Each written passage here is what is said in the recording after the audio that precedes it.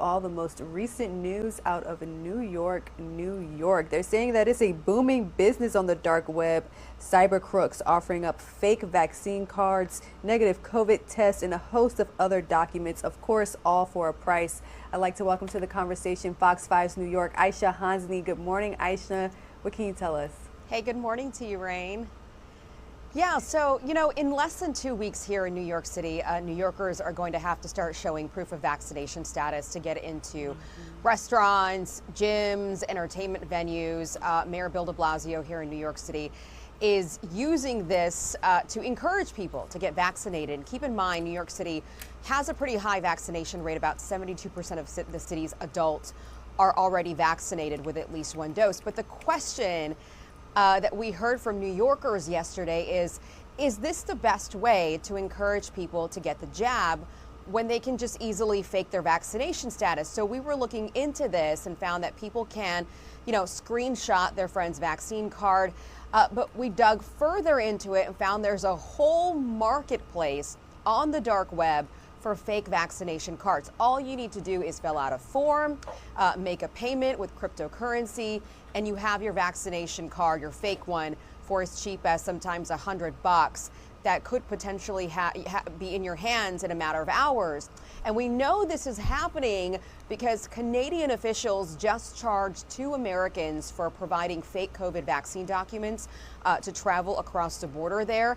The FBI has also pushed out a warning saying that this is a crime. It comes with a $5,000 fine, or you could face even 5 years in prison. So we spoke with a security company called Checkpoint, and they found that it's incredibly easy to create these fake vaccination cards because our COVID cards, if you have one, Rain, are very, very simple. They are printed on cardboard paper. Anyone can really recreate these. You can get those cardboard pieces of paper and just put your information on it. And the security company's biggest point in all of this is that local governments really have to do more. They have to start using a verification system to sort of cross-check with the state record that you indeed are vaccinated. Otherwise, simply just uploading a piece of paper onto a vaccine passport, an app, really doesn't prove anything besides, you have this piece of paper, you could have gotten it from anywhere. Right. Right. So Aisha, you mentioned this verification system. I'm wondering, did they offer any tips for people who want to protect their information?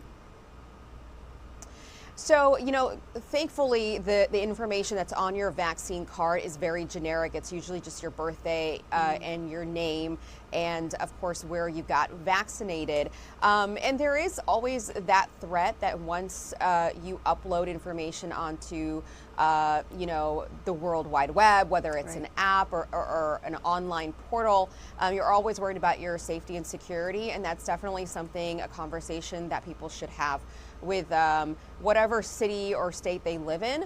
But, they definitely want states and local municipalities to step up and do more and ensure that people's identifications are going to be secure, but also that whatever they're uploading is verified, that they actually did go and get vaccinated, that there is a backup report somewhere that the state has. I've been vaccinated. I'm hoping that the state has some record of it. I hope that it's not just on me and my little vaccination card to prove that I'm vaccinated. And that's really the point here, is that there needs to be some sort of a better system. We're not sure if that's what New York has right now. We're hoping to ask that of the mayor later this morning, but that is what they're hoping cities and states move towards.